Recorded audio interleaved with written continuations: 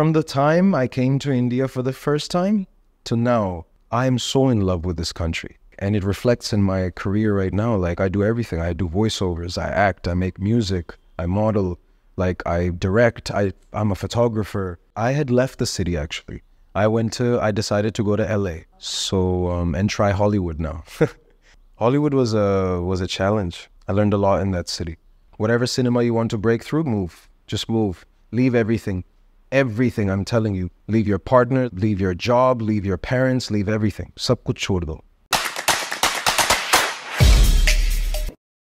Today's special guest is really interesting. He left a job as an investment sales consultant in New Zealand where he was making more than anyone his age to make music and eventually move to Bombay to pursue it. Little did he know that his Bollywood dream that he had long let go of would come around and take him on an incredible journey. He learned his acting skills from California, after which he got an opportunity to work with Ashutosh Gowarikar in his debut series, Everest. He was then cast in projects like Taish by Bijoy Nambiyar, Taj by Vibhu Puri, Ganpat by Vikas Behel, and he recently played the iconic bad boy Fateh in the Netflix series Masaba Masaba. That's not all. What most people don't know is that he was also part of the official video in the song Venom by Eminem. So without any further ado, let's welcome the very charming Armaan Khera. Welcome to Famous TV. Hey, thank you, Famous TV, for having me. So tell us about your journey. Okay, so my journey in life or my journey in acting? In life. In life? Okay, so I was born in Delhi to Anju and Jaswinder Khera. I stayed in Delhi for about a year and a half, and then we decided to leave, you know. My mom was really trying for me to be born elsewhere. She even went to London while she was pregnant with me, and but I just wasn't coming out, so she had to come back to Delhi. And so when I was finally born in Delhi, she had already decided that, we're gonna make a move in some time. And so a year and a half later, they moved to Canada, and we ended up staying in Canada for about 6 months, after which Mom and Dad crossed the border into America, and we ended up staying in New York for the rest of the 8 or 9 years that we were in North America. So my father, he came back to India because my grandfather had cancer. And so I guess he knew that he was going to go soon, so he wanted to see him one last time before he did. Now, after he moved back to India, he brought Jessica along, my younger sister. She was born there. So she started boarding school just before me, a year before me. Because it took a year for my mom to convince me to come to India as well. You were very happy there. I was okay. I mean, I was a teenager. I was almost a teenager, I was like 12, 13. Yeah. So I was quite accustomed to the ways of a New York kid, and I love chocolate, so New York was like heaven for me. And yeah, I was a little weird, there's the little things in life that really made me happy, like chocolate. and yeah, just going to parks, and I had a fun childhood, and that's all thanks to Mom and Dad. They made sure that I was quite taken care of. But yeah, after my mom convinced me that boarding school is not a bad option, I came to India, and we went to Pine Grove School, which is 2 hours before Shimla. It's an awesome school. We were there I was there for 4 years. Jessica was there for 5 years. So yeah, and my mom and dad were traveling while we were in boarding school. My mom and dad were adamant to live elsewhere besides India. I think they didn't have a very easy childhood growing up, and so they wanted it different for Jessica and I. So while we were in boarding school, they were traveling. They went to multiple countries, had a great time, and finally decided to take us to New Zealand. And so after my 10th boards, Mom took Jessica and I, while my father stayed in India, to New Zealand. And I was there for the next 3 years. My mom and Jessica left within a year and a half. And so yeah, I was there alone, and I started making music in New Zealand. I eventually started working for an insurance company called Cigna. I was doing that part-time, making more money than anybody my age. So it was good. I was happy. And I had a very, very good group of friends who were quite driven to make good music. So yeah, I was always chilling with them. We were making music, having fun, going out, getting drunk. And yeah, that's the first time I got drunk was in New Zealand. I was, I think I was 18 when I had my first drink, you know. And yes, quite late actually. But that's thanks to boarding school, you know. Boarding school kept us quite disciplined. Was it a bit of a cultural shock when you went from New York to the boarding? Of course. I remember one day when the second day I had arrived, I arrived in India, and on the second day, my father took me to the gas station in Delhi. And I had just woken up, so I was a little disoriented. And so I looked to the road and I saw so many cars. And I saw like mitti thi, you know, like har jagah. I was like, and I started crying. Like, you know, I was like, fuck, like this is actually happening. Because in New York, it's not like that, you know, everything's very organized and it's cleaner air. I wouldn't say clean air, but cleaner air. And so it was my eyes were not used to this. And I remember crying. I was like, and then my dad, like, he looked at me and he said, live with it. You know, you chose this. I was like, no, I didn't. Like, you know, mom convinced me. But then, but he was right. He was right. I allowed myself to be convinced and I had to live with the consequences. But honestly, from the time I came to India for the first time to now, I am so in love with this country.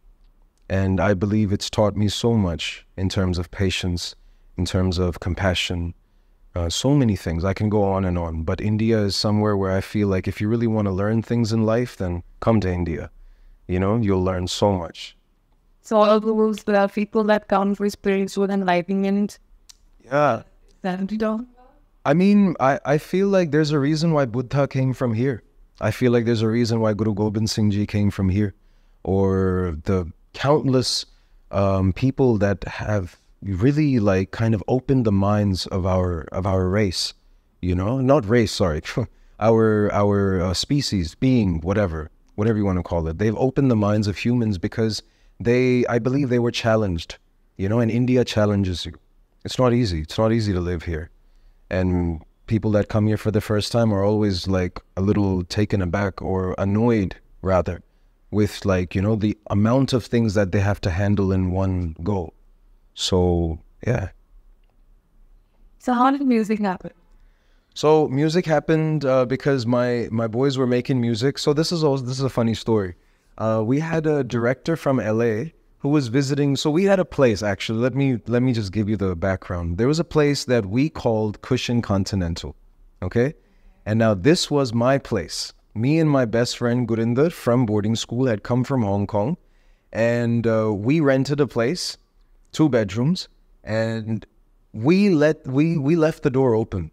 You know, there was no key to the place, there was no lock ever. So it became like the central place, like for kids in New Zealand, like kids in Wellington. They would all come to chill, party, drink, whatever, smoke, whatever you wanted to do. We'd like, it was an awesome vibe. And mostly it was musicians. So, you know, everybody knows musicians. And so they were bringing as many people and we'd have the best parties. It was always a club on New Year's or my birthday or something like that. So a lot of random people came, you know, in the process. And one of these random people was a guy he was visiting from LA. And I was just chilling. I was just chilling in the living room. This is also the initiation of me making music. So we're just chilling and Frank Ocean. Nobody used to listen to Frank Ocean back then.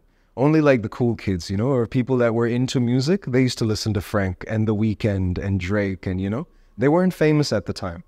So I was singing along to Frank Ocean, you know, and he liked my voice and he's like, hey man, you know, I shoot music videos, so I could shoot one for you. And I was like, bro, honestly, I'm not the artist. You know, my brother Johnny Jones, He's a legendary rapper. I think you should shoot a music video for him. I told Johnny that, hey, this guy's interested to shoot a music video. He went ballistic. He's so happy. He's jumping up and down. He's like, bro, you got to do the chorus though. Like, you know, I think he didn't mean to like say that, but then he was like, you know, he was so happy. He was just like, bhai, tu bhi aaja, tu bhi kar li, it will be fun. तो मैं कहा ठीक है यार, चलो करते हैं. Yeah, you know. So then I got excited. I was a little nervous, but I was excited. I was like, ठीक है. So I did a chorus for him. You know, I did a chorus for him, and what happened is, yeah, people started from that one song that we did, that music video that we released. People in Wellington started knowing me as an artist, you know, and they were hitting me up saying, bro, you got a dope voice, man. You got to use that. That's sick. I love that song, this, and that. I got excited. I was like, okay, man, you know, like if people are really loving this, all right, man, I'm down. Because I love hip hop. I've always loved hip hop. When my mom was not with me in New York, when my mom, dad, Jessica were all in India, and I was alone with my Masi, hip hop is that one thing that I used to look forward to in my day. And so thankfully, I didn't really pick up drugs or anything like that. So instead, it was music that always and music to this day keeps me going. So it's a very, very significant part of my life, a significant part of my journey. And yeah. And then I wrote 20 songs, released a mixtape, and different genres mixed with hip hop. And yeah, that's how I became a rapper, or a musician rather. You just wrote 20 songs. Yeah, while I was working at the insurance company. So in between calls, I'd be making sales calls. And then in between the calls, like whenever I had like 5 minutes, I would like write a verse, like just write. Writing is what I started with. Writing has been my thing since I was a kid. I used to have a journal, you know, I used to love writing. And I was quite good in English too, you know. So in school, everybody used to hit me up before the exam and be like, Armaan, like, ye samjha de yaar, please. Like, you know. Like sit close to me during the exam. Yeah, bro, tu saath mein baith jaiyo, theek hai? Please. So, yeah. What happened post that? How did you come back to India? So, you know, after being in boarding school, I don't know, I didn't want to be away from mom and dad as much, you know. It was already sad when they left me on the first day. I cried so much. But then, because I didn't get to see them much for those 4 years, I think after I left boarding school, it was a subconscious effort within myself to be around them as much as I can.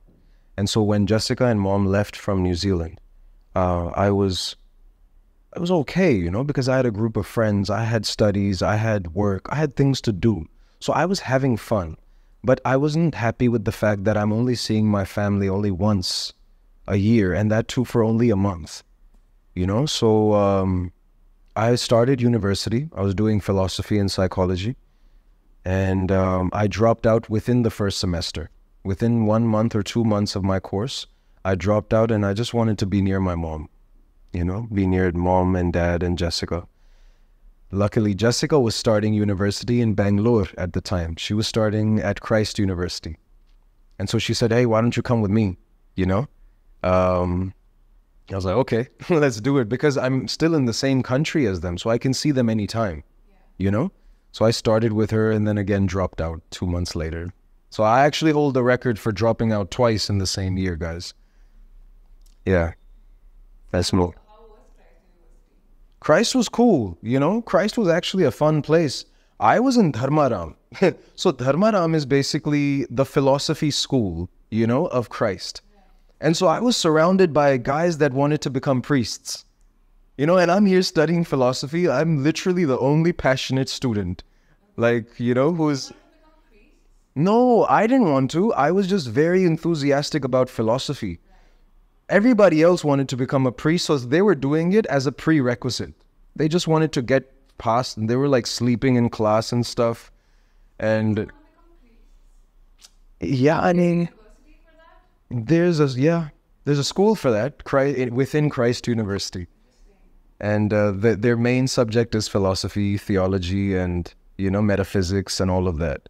So, So how did you come back to Bombay, and how was that? That was not that. So coming to Mumbai was again dropped out from Christ. And then Jessica and I took a trip to Delhi to see mom and dad. So we were chilling. And I don't know, I just kind of didn't feel like going back to Bangalore. So I was sitting with mom and dad. I'm like, guys, you know, I don't know, I might move somewhere. I might go and start working.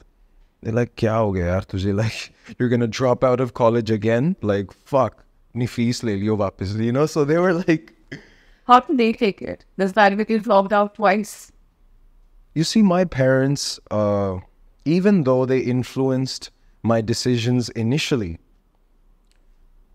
they were always very supportive. No matter what I did, no matter what I chose, I don't know, I believe that's also why they wanted to take Jessica and I outside of India, you know? Because they wanted us to have complete liberation in thought. They wanted us to do exactly what our heart wanted to do, you know? So even though they were very strict with us, but thankfully it's good to have very supportive parents, you know, especially, I mean, honestly, like for me, it's such a blessing because I want to do everything, you know, like, and it reflects in my career right now. Like I do everything. I do voiceovers, I act, I make music, I model, like I direct, I'm a photographer, you know what I'm saying? So yeah, it was cool. And you're able to go off because of your parents' unwavering support through it. Exactly. They just, yeah, they let me do everything. How did you land the first acting side route? Funny story. So the first time I acted was on stage, and this is a big thank you to Mrs. Rama Sagal. She was my teacher back in boarding school. When no other teacher wanted to work with me, because I was very stubborn as a kid, I was very egotistic, and I would always talk back to teachers. So they didn't want to work with me. But I don't know what it was. Mrs. Rama Sagal, she saw something in me, you know? You know how people say, like, it's a very cliche thing, but she genuinely saw something in me, and she selected me to be a part of her play. A play in which I ended up winning Best Actor, you know? And so it's a big thank you. I'm always in gratitude to her. Every time a project releases, I send it to her. Ki ma'am, ye dekho, please, like, you know? And so, yeah. What was the character you played? I played the father of this kid who disappears during the riots. It's a very beautifully, complex, very beautifully written play. And she got the actor she needed because we won Best Play, I won Best Actor. And yeah. And she's just a genius. So anything she touches is gold. Was your English teacher? Because then any English teachers are the ones that, you know, pick a child with feelings like that. And then, like... No, but that's the thing. Now, Mrs. Sagal, she's never taught me. She always taught the seniors, like, you know, I believe she was a social studies teacher. I'm sorry, ma'am, I don't remember. But yeah, she could have taught anything. She was very intelligent. And her English was just beautiful. Like, the way she spoke was... yeah, I love you, ma'am. I can't talk enough about you. But yeah, then my first acting job was in Mumbai. Always grateful to this city as well. I was I had come here to produce music. So when I dropped out of Bangalore, out of Christ, I came to Mumbai and I wanted to be a music producer. You know, like, because that's what I had. That's the skill I had. That's the experience I had. So that's what I was working towards. And the guy I was living with at the time, he was a supermodel. And so he used to go to the gym every day, and he started taking me along as well. He's like, chal, tu bhi chal. Like, you know, every day he'd wake me up and I'd be like, fuck. But then I got used to going to the gym and it became an everyday routine. So, yeah, then he like got a photographer, he arranged a photographer for me, and they took a portfolio shoot for me. And so after that, I was very confident because I was like, fuck, man, I have abs, I have this, I have that. I'm looking good, you know? And, you know, I was influenced. Like I said, I was very influenced by everyone's opinions while growing up. So I never allowed myself the chance to pursue acting. But now I'm in the city where actors are made, where, you know, artists flourish. And so I couldn't help it but start, you know, looking for auditions. And I went to my first audition, which was for some motorcycle ad. I don't even remember, probably TVS or something. I remember walking in and there's a room full of like 6 foot tall guys, 6'2", with perfect bodies, you know, like muscles popping out and everything. And I'm like, shit, dude. Like I'm literally just straight out of college, 21. And I'm like, fuck, like everybody looks really good. So I sat somewhere on the corner somewhere. I signed my name, Armaan Khera, mobile number 9625, you know? And I'm like, I left. I literally left. And my first audition was extremely unsuccessful because I didn't give myself a chance, you know? Like, I mean, I was too scared. And then I left. And yeah, I think that's the first time I willingly chose to smoke a cigarette. Like, I was like, fuck, like, I feel so weird, you know? But I loved it. Like, the nerves were really good. I knew that this is good for me. If something is working me up, like, you know, then it's good for me. So in about 2-3 days, I had a second audition, you know? Now, this was for a Chevrolet ad, okay? And now I'm on the way, I'm in an auto, and I reach the Chevrolet audition, and 2 guys walk out of this audition, and they come towards my auto because there was no other auto around. So they look at me and they're like, how tall are you? And I was like, I'm 5'11". And they're like, well, you know what? They're only looking for guys that are 5'7". But you know what? Ashutosh Gwadekar ka audition ab like pass mein ho raha hai. So let's go over there. And I'm like, I'm like, theek hai, okay. Like, Ashutosh Gwadekar. Now that's running in my head. I'm like, who's Ashutosh Gwadekar? You know? अब मैंने लगान देखी हुई है कम से कम 100-200 बार मैंने लगान देखी है जोधा अकबर भी मैंने देखी है I've seen all his stuff स्वदेश भी I love the guy but I'm so bad with names कि I didn't know who Ashutosh Gwadekar is so I'm like chalo let's go they sit in my auto and then we're going and we finally reach the audition and these guys walk out of the auto and they start running upstairs and I'm like okay I pay the auto guy, go upstairs, and now there's a big sign that says shortlisted actors only. And I'm like, bro, main kahan aa gaya yaar? Like, you know, these guys, literally, they fucked with me. Like, they were shortlisted actors. They wanted a free ride, and they got it, and they get to the audition. And now I'm chilling upstairs. I'm like, fuck, what do I do? Main to andar bhi nahi ja sakta, you know? And so I'm chilling, and Nalini Ratnam walks out of the room with her assistant at the time. And they were both, they were chilling. They're just having a little break. And she looks at me and she's like, hey, who are you? What are you doing here? And I'm like, fuck, now I'm scared. I'm like, oh, ma'am, my name's Armaan. I'm new to the city. I'm just looking for acting work. And she's just looking at me talking. I'm talking. And then she looks at her assistant and she's like, Vidhan, you know? And he's like, yeah, ma'am, yes. And then she's like, okay, you know what? Look presentable and come back tomorrow, okay? And I'm like, okay. And the next day I came, I prepared. I was like, oh, I was like, you know, now, it was a very weird thing because I'm like, I've had experiences in life where I've gotten excited about something and it hasn't happened. So I'm kind of like I'm calming myself down. I'm like, you know, it's okay, bro. Like, you know, fine. She liked you. It's okay. You know, maybe she's not going to like you tomorrow. Whatever. So I was like, ठीक है, मैं बस lines prepare कर लेता हूँ. So I focused on the lines. अच्छे से मैं prepare करके आ गया अगले दिन. Suit वगैरह पहन के, everything like I was presentable, very presentable. And then she sits me down. She's like, okay, have a seat. And she's like, throw away the lines. Like, let's just have an improv, you and me. Now I'm like scared. I'm like, shit. But then I'm like, let's just relax. And then she starts talking to me. She's like, just think I'm Anjali, okay? And you're Vidhan. Then we're having coffee on a nice sunny day. And I was like, okay, ma'am. And we went on and on and on. And then she's like, okay, thank you. We'll get in contact with you, okay? And I'm like, okay. Now, 2 weeks, I didn't hear from anybody. And I was like, chalo gaya. And I'm now continuing my, audition rounds, going to Aramnagar, going to Lokhandwala or Oshiwara, ya jahan pe bhi, I'm just doing my auditions. And one day I'm in an auto heading to an audition in Warsaw. And there's so much noise around me, And I get a call and it's Nalini Ratnam. And I'm like, oh shit.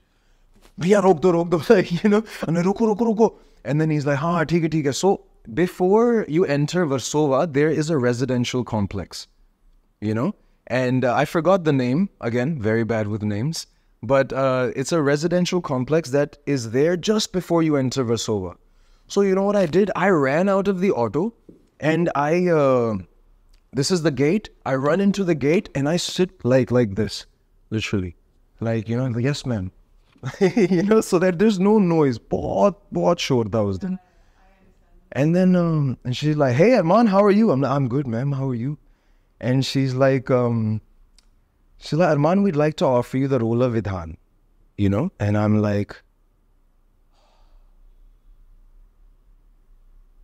my life had changed, And I didn't even know it.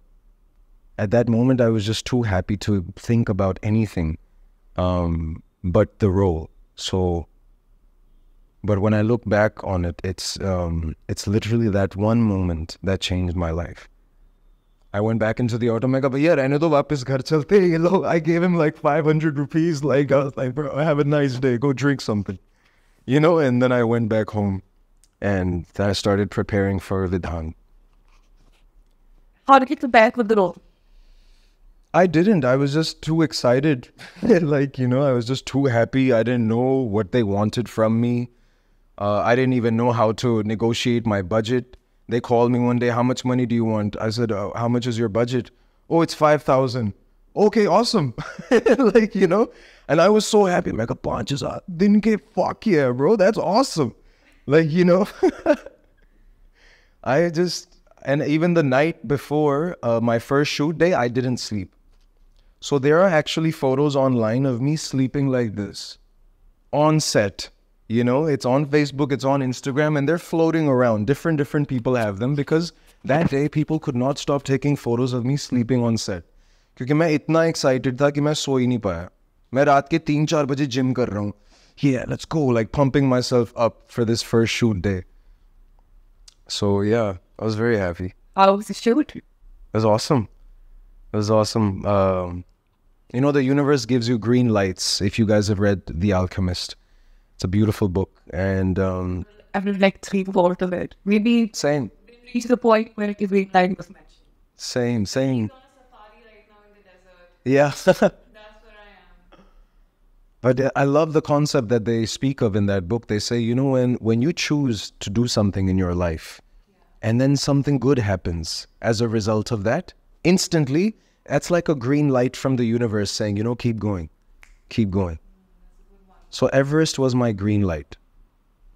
Because for the next 4-5 years, I wasn't working. I wasn't doing anything.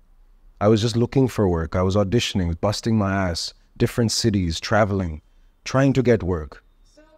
So you didn't get more offers after that? Not really. Because they say that once you get like a good break, in a good production, then like your path is set and things become easier. No, but the good thing is I got more auditions.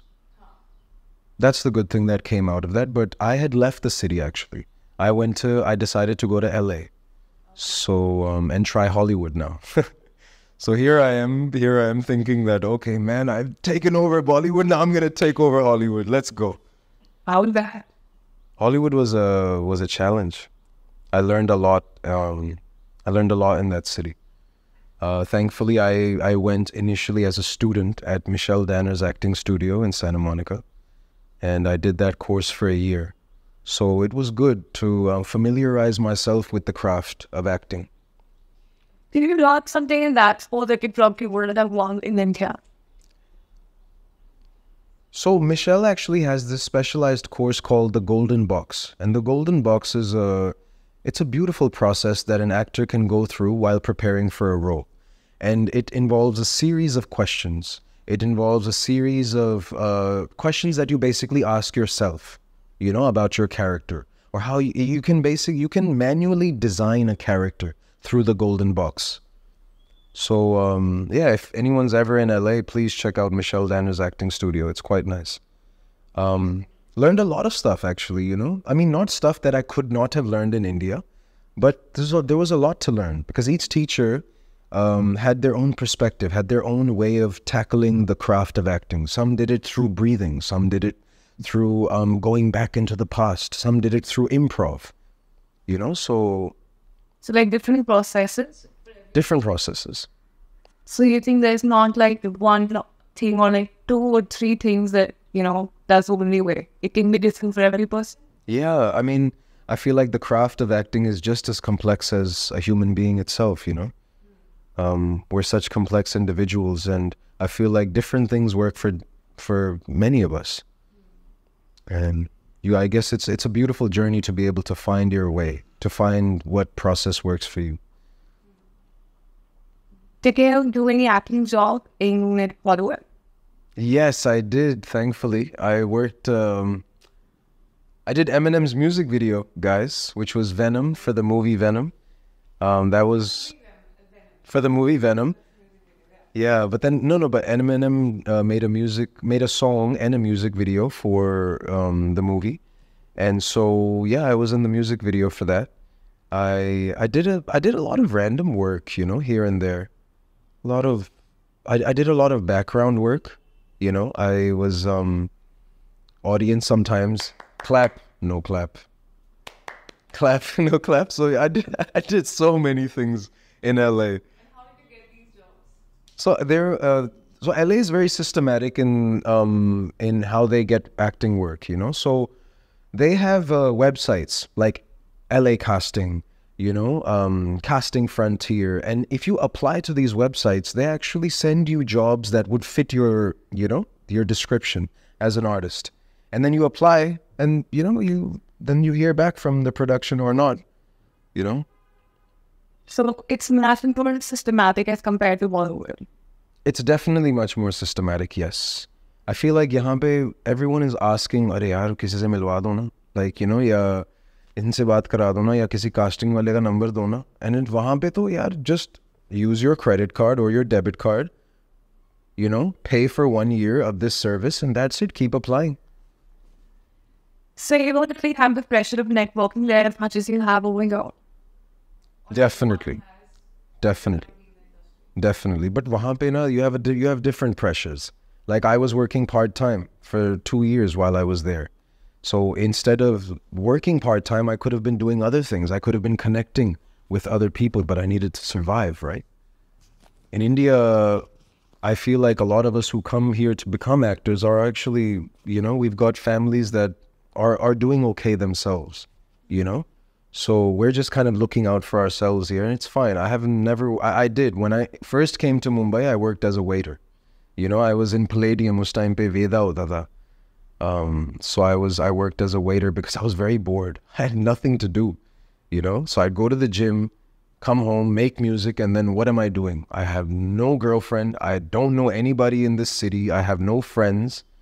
So yeah, I'd go and I started busting tables, you know, taking orders and stuff, which was fun. I was just in the habit because of New Zealand.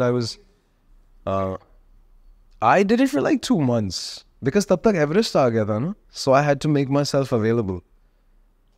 How was it working with Eminem? So I wish I got to see him. We were all shooting in one location in downtown LA, and he was in a different location. So if you see the video as well, he's not surrounded by anybody. He's got nobody in his frames. Okay. And then the rest of the frames are all us. How easy is it for an Indian, if they want to work in Hollywood, to make that transition? How difficult would it be for that person? So personally, I would say that I had been shortlisted for a few lead characters. Being Indian,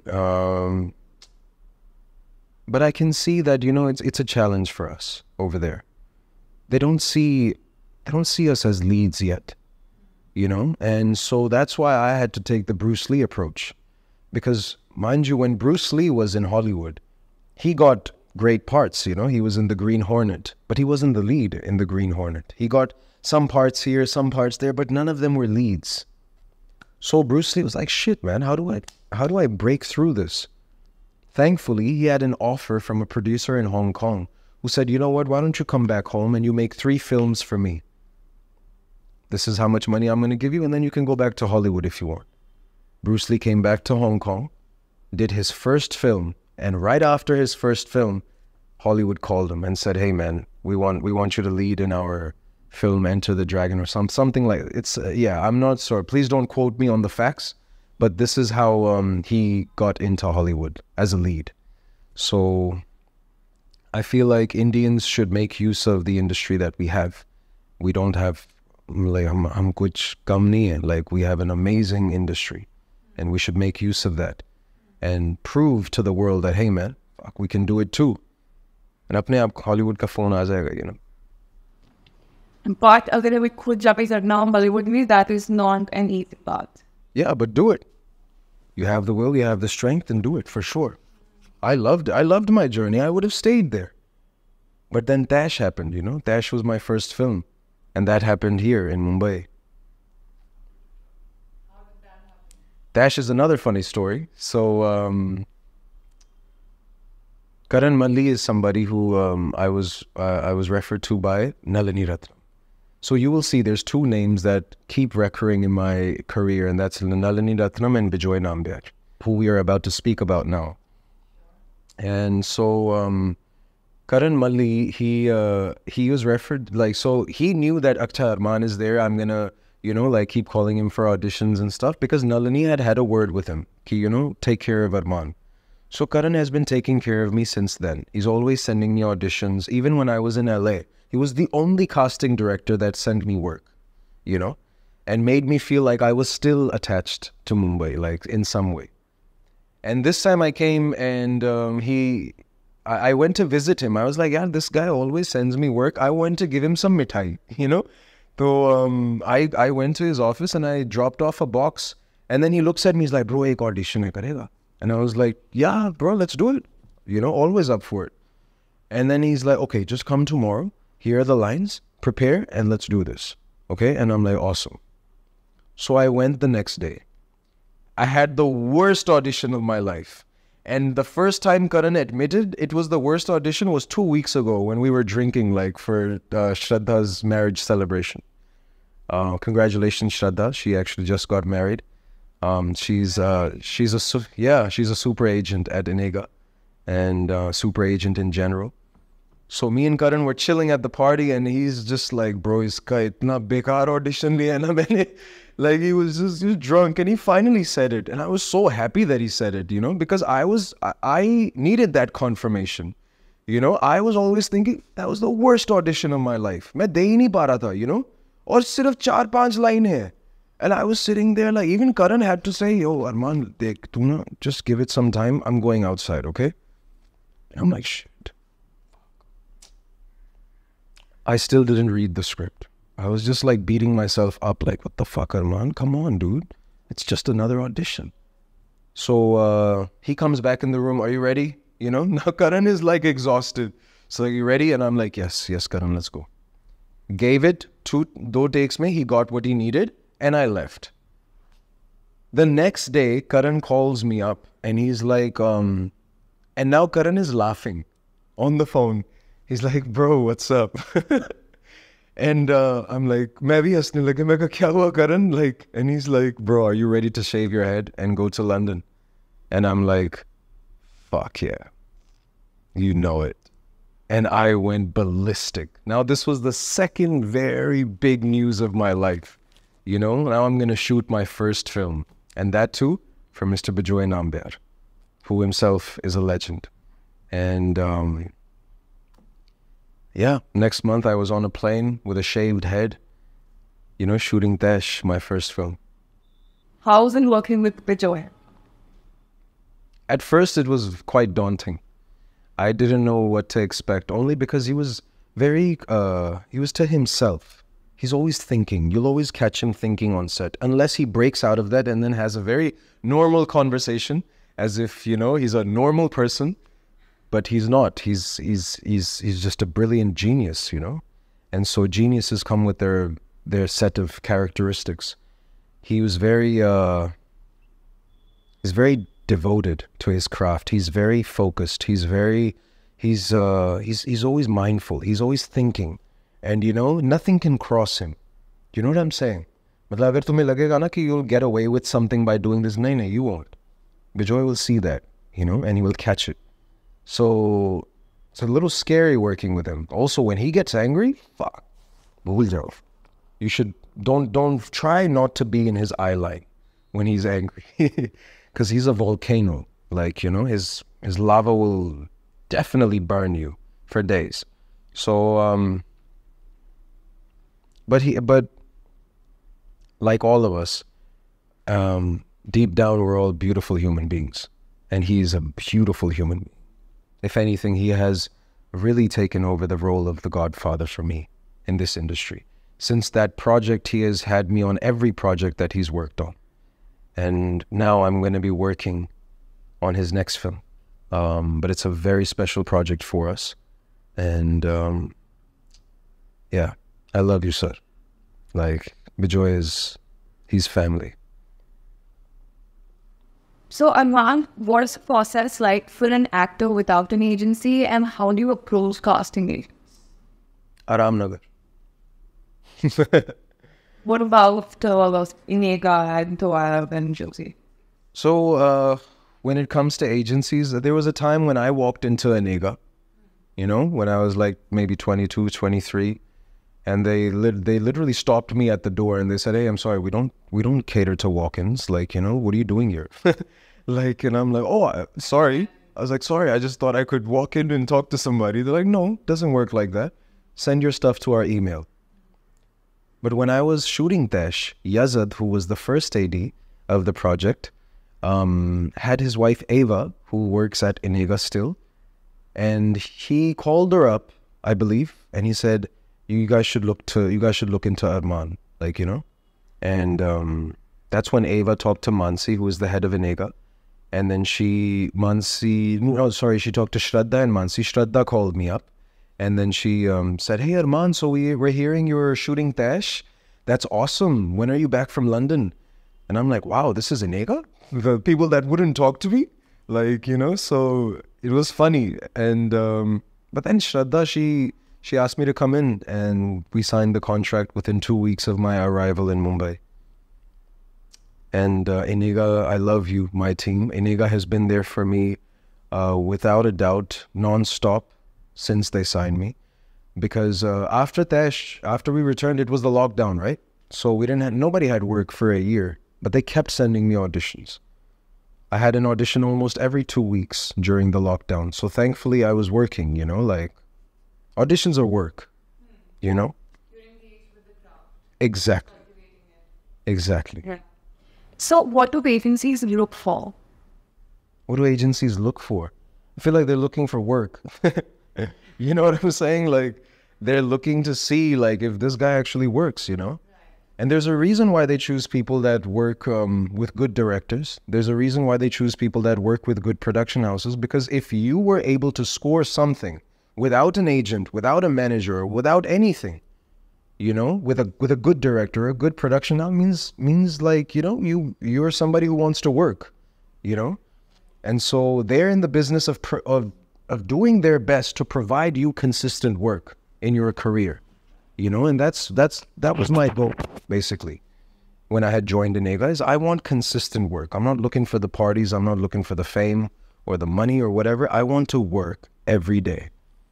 And last year, thankfully, was the first year in which we were working almost every day. I was shooting 4 projects at the same time, flying to different cities every morning. And but they managed it, yeah. Like, they organized all of that for me. Otherwise, I would have, if I was alone, nobody would have taken me seriously. I would have definitely lost 1 or 2 projects because of the scheduling. But when you have someone officially saying that, listen, this guy's caught up with something else, let's try to adjust him over here, people take you seriously. How do you land Masaba Masaba and walk us through that? Another funny story. So I was, so now the lockdown has happened.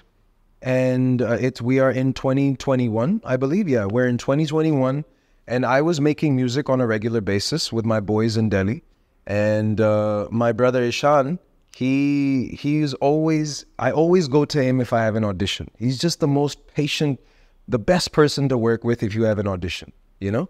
So I was just doing random auditions, and you know, sometimes when you have all these auditions and you hear back from nobody, you kind of get into a space where like, chalo, ek aur audition aa gaya, karte hain, let's fucking do it. So I was in that space when I gave the Masaba audition. I didn't take it seriously.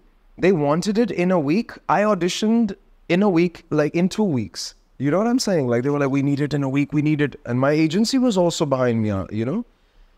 But I didn't. I was just like very relaxed with it. I was like, fuck it, let's just go make a song. No, why that? I don't know. I just, after auditioning so much, like I got into a space where I was like, yeah, fuck, like it's just, and during that season, I believe I was a little burnt out. I was just like, yeah, tiga, I'm going to be rejected again anyway. So I didn't really care much. And I didn't know what Masaba Masaba was, you know? I just saw that ye naam likha, Masaba Masaba. That's an interesting name. It's a nice name, you know? But I didn't know much. I didn't know what Masaba Masaba was. And so I went to Isham and I bro, yaar, ye ek audition hai and my agency is being annoying. So can we just please shoot it? And now this is funny. Now you will understand why I said this, because of what I'm about to say next. So we shot the audition and sent it. And Sonam, the director, got back to the agency and said he looks like he just walked off a construction site. Can you please ask him to be presentable and give this audition? You know? And so Were you uncapped? Huh? Were you uncapped? Yeah, I was a little unkept, like Yeah, about it. yeah, I did. I was very very casual about it, you know? But Sonam, she's a genius, you know? She saw something in me during that audition and she's like, fuck, come on, please tell him to wear some decent clothes and do this audition. And so they got back to me. Mansi's like, Armaan, you better take this seriously. You know, I think they like you. And I'm like, okay, Mansi. And now I'm like a little scared. I'm like, shit.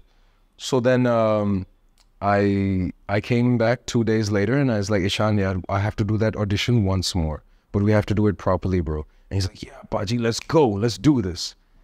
And then we did it, sent it. Sonam was very happy. She was like, apparently they auditioned like 100 people for this. And not trying to be cocky or anything, guys. I'm sorry. But yeah, that really made it that more special, you know, because Sonam was happy. But I was bald at the time. So after Tash, I was always going bald because I was loving that look, you know. And my agency was, matlab, Armaan, please grow your hair, please. They were always like, you know, but I never listened. Kind of like Masaba Masaba as well. I wasn't bald in Masaba. No, I grew it, but I grew the hair. No, I grew it. I grew it because they forced me, dude. Like Sonam, then Netflix was very, very hesitant to take me. They were just like, nah, dude, not him. He looks too edgy. No, he's bald. He's this, he's that. No, let's not take him. Sonam's like, no, whatever, I'm taking him. I'll make sure he grows his hair, you know? And so it's the directors, as you guys can see, it's the directors who have really actually like made my life like what it is. And she made sure she was doing auditions almost every month after that audition. And she's like, show me your hair, because Netflix also wanted to see that, you know. So I was growing my hair. And So how much longer did the shoot begin? so shoot began in August, end of July, August. I gave the audition in probably March, April, and I was still in Delhi at the time. You know, after the lockdown, hum sab ghar hi the, you know. And then I came to Mumbai with Danish in May, June, I think. And I had COVID as well before that, so I was fucked. Like, but thankfully, yoga and meditation and gymming and everything, like I got back and I was able to prepare for that role, which was Fateh. Fateh, yeah. So you played Fateh. How was it playing him? It was fun. It was a lot of fun. I think I was just so happy to be back on set, you know, because it's after such a long time. It's after Tash that I get to be on set. So I was extremely happy. I was a kid. I was jumping around. It was a big playground. Hum Kashmir mein. I've never been to Kashmir, you know. And yeah, definitely. And that's thanks to Sonam. The Sonam also gave me the right direction for this character. Otherwise, first 2 days, I was very lost. You know, I was acting like Vidhan on the first 2 days, you know. So I didn't know, ki, matlab, how do I approach this? But then Sonam, before we went to Kashmir, she sat me down and she's like, listen, this is what I want. Do it. And boom, she got it. How is it working with Masaba? Masaba's a beautiful person. It's very humble, very down to earth. She was like a big sister, you know, for me. She always took care of me on set. I think she could see that I was a sensitive person, and I believe she's a very sensitive person as well. So when she caught sight of this, she was like, you know, she would always ask me, Armaan, tu theek hai? Like, how are you feeling? Feeling good today? This and that. Because she could see I was happy, I was jumping and all, but she knew that this is somebody I have to ask, like, you know. So Masaba really took good care of me. Yeah. Nothing to hear. It's so nice when people can just recognize that in you and then they, you know, look out for you, and it's a special kind of bond. Like, Yeah, of course. Of course. when not at the set, what does a typical day in an actor's life look like? I'm not sure with actors in general, but for me, my day is very simple. It's I wake up, drink lots of water, meditate, yoga, go to the gym, then eat a huge meal, you know, prepare myself for the day. Then I'll probably prepare for an audition or something like that. Then I'll go to the studio, you know, mostly these days it's with Danish, and then we make music. So we're doing that. Otherwise, I'm looking for voiceover work. I'm talking to family.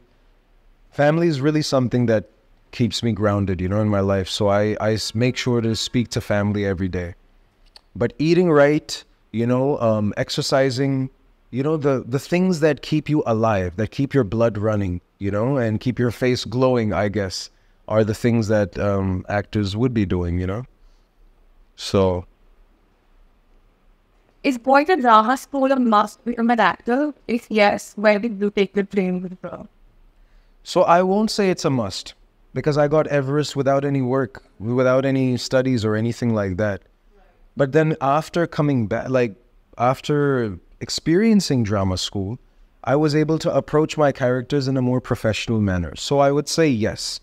It's not a must, but it's a very good decision to make as an artist.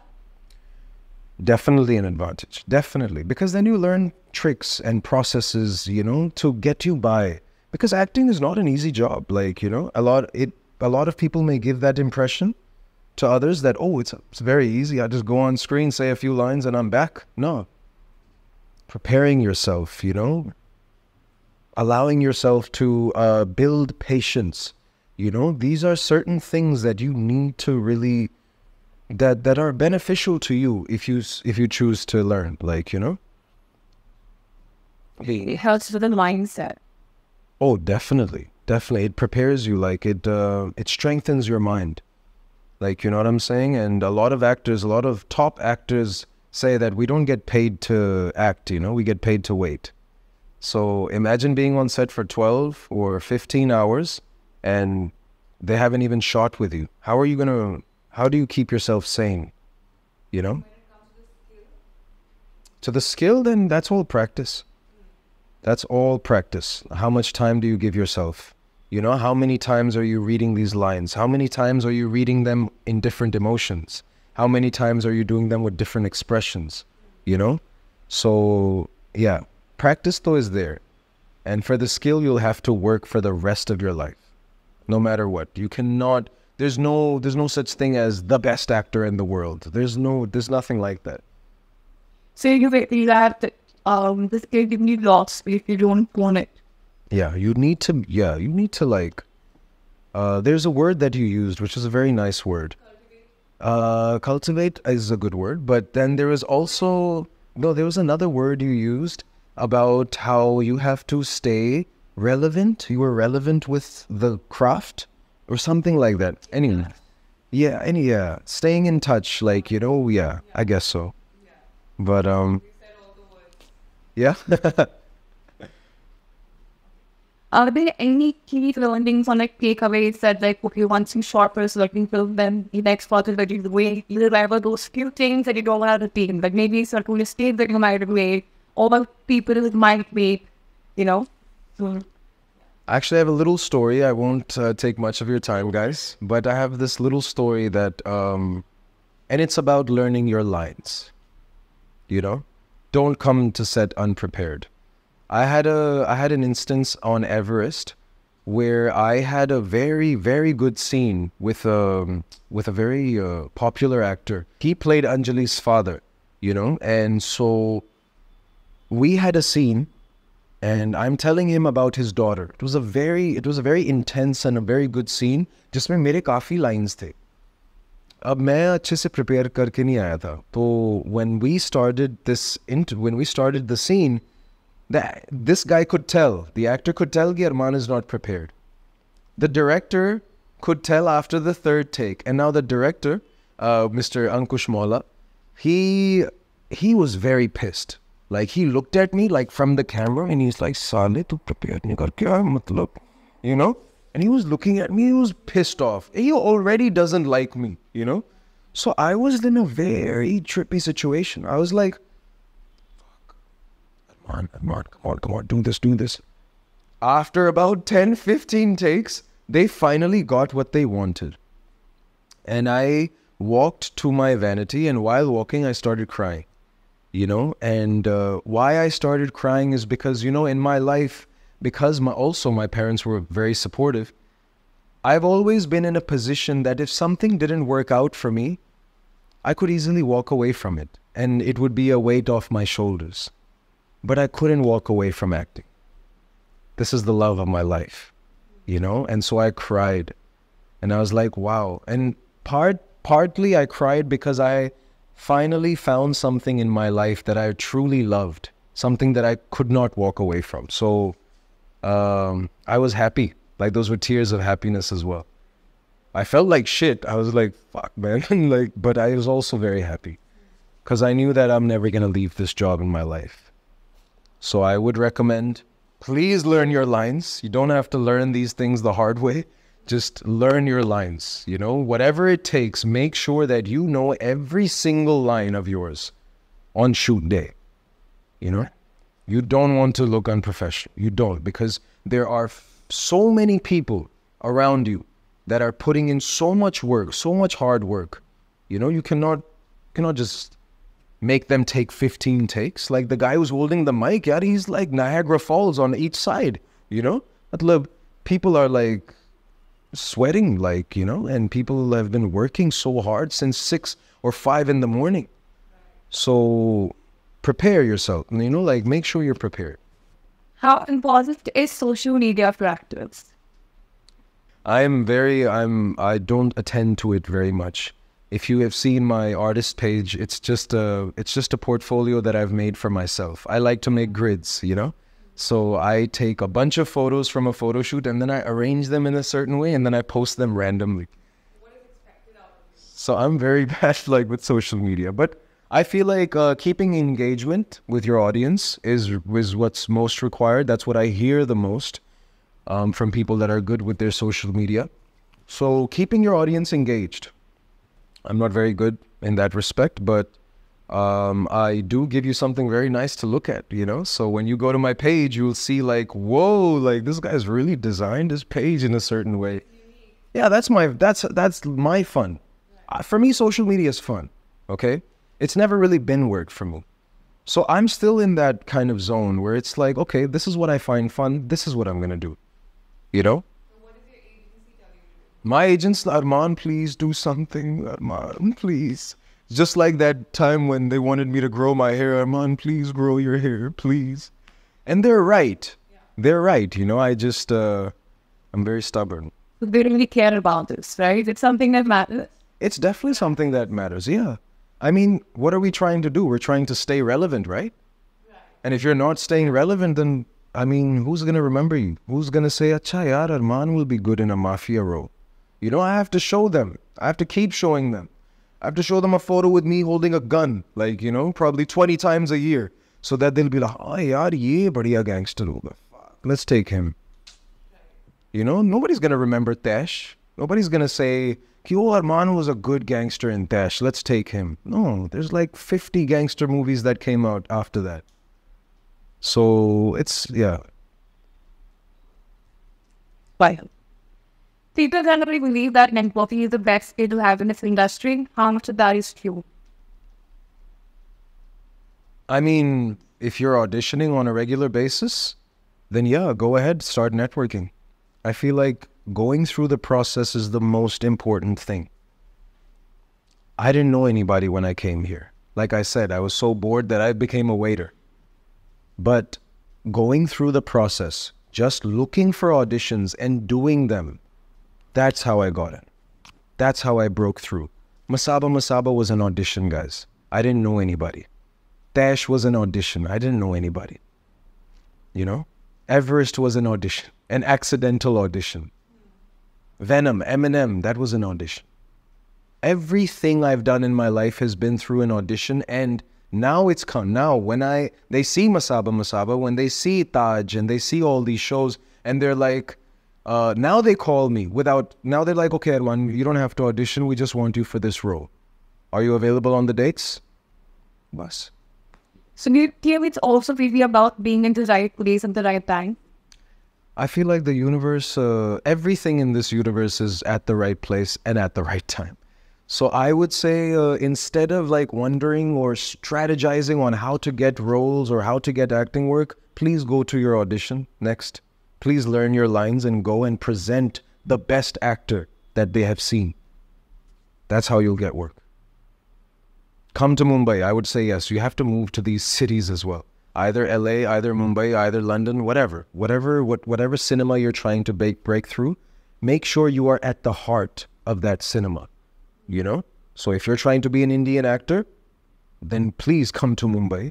Please go to Aramnagar. Please go to Oshiwara. Please go to all these places. Knock on doors. Show your face. Get a photo shoot done. You know? I believe in the process because it's worked for me. That's what I'm trying to say. To answer your question, you before coming to Bombay. That it would smell like this. But I got used to it, so it's fine. It's just very surprising when you walk into... Like, I would like to go to the beach and write music, you know, when I first came here. And sometimes I would go and the smell would be so bad that I'd have to walk like another 20, 30 minutes and then find another spot, which still had a smell but wasn't as bad. Yeah, I mean, it's multiple things. I think the fish definitely overpowers it, but it's not just the fish. It's other stuff too. It's a nice mixture of bad smells. What else outside? What else do you wish you knew the power of the month? Oh, what else I knew before coming to Mumbai? That I needed to look good and get a photo shoot done. Look good as in like, you know, have some abs and have some this. Because that's all I heard when I first came here. Everybody was at the gym. Everyone was like, you know, like, I need this. I need to get my arms bigger. Everyone was obsessed. Now it's okay. Now it's like settled down. It's calmed down. But at that time, everyone was obsessed with having like a nice body. And if I knew, I would have prepared, yeah. Like, I wouldn't have waited 1 month in Mumbai to start giving auditions. I would have, like, yeah. But when you did get the first role for Vidhan, did you have that body? Oh, yeah, dude. I had a nice body, man. It's probably one of the only times in my life I had abs, you know. So... And what's the biggest difference between the music industry and acting industry? I am not the right person to ask because I have not pursued music professionally. So I wouldn't know much about the music industry. Danish, on the other hand, is very well versed in how to approach the music industry for work. I am not. But yeah, acting, one thing I've noticed is that acting is easier, I feel, you know? I've been making music for 10 years. I've been doing features, I've been doing collaborations, I've been doing this and that. But I can see that whoever I talk to, that's involved in music, it seems like it's a much more complex process. And so yeah, I would say, you know, if you are an artist that does acting and music both, then please pursue the acting so you can make some money at least first, and then yeah, music will happen. What are the 3 most weird things about Bollywood? 3 most weird things about Bollywood. Okay, I think one weird thing tops everything else is I really don't enjoy when we remake movies.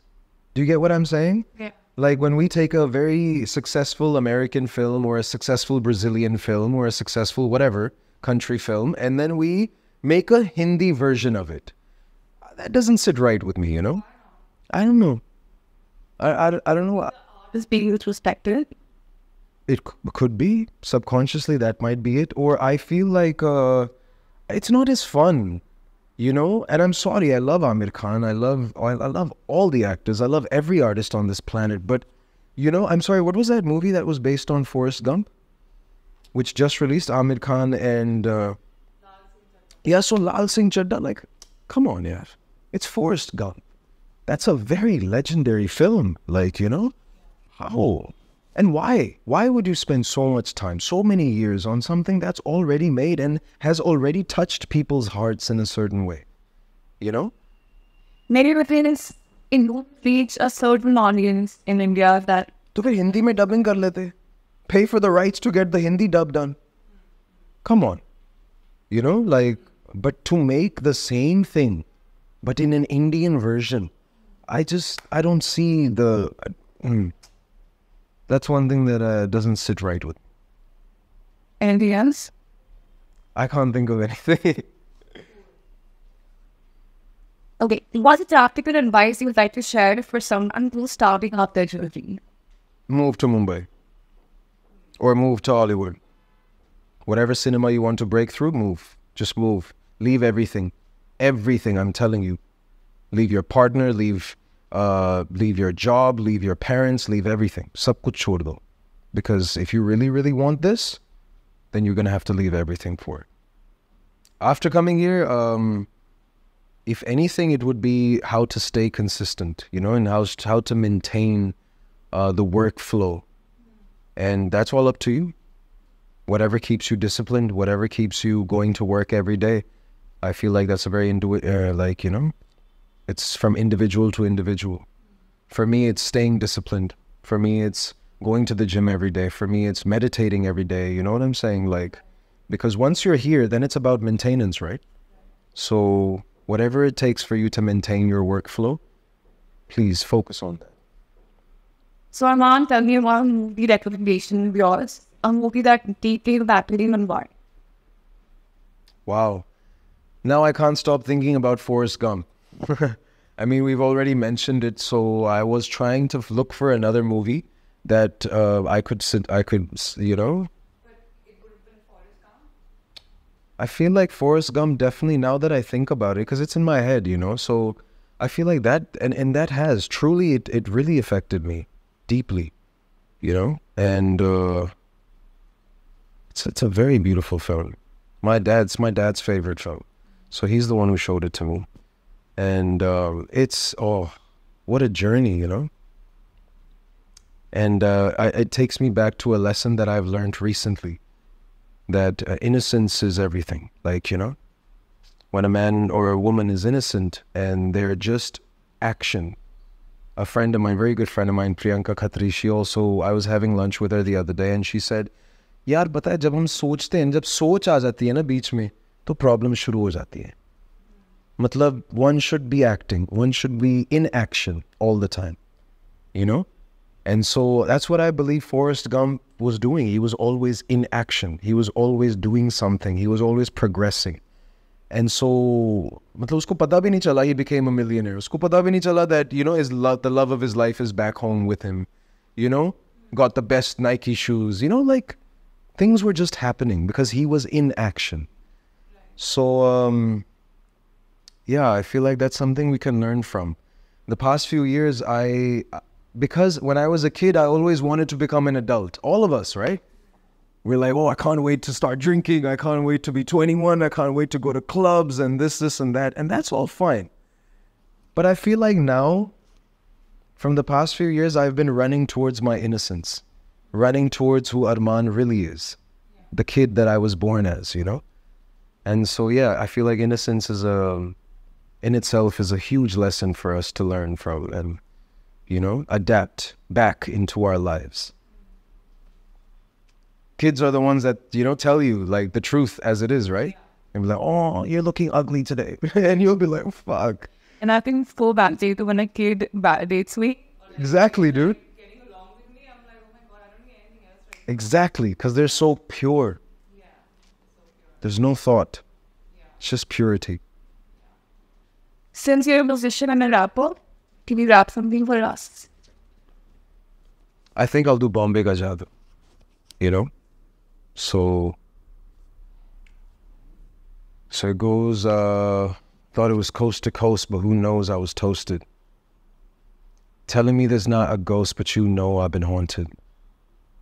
'Cause every time you walk by, and every time I'd walk by you, felt something, and now it's nothing, so it's true. Lost in consequence, posted lines of it, but I'm with the card in the tube. Like old times up in Cod West with Ashish and Joshua too. You knew about them and still decided my heart is here with no clue, no pressure though. It was so unexpected. Call me for a test and a shoot. Like a dream come true. Everything was new, now this booth is back. Has to release the truth. We about to piece the track. And don't forget the fuel, we about to light this match in it.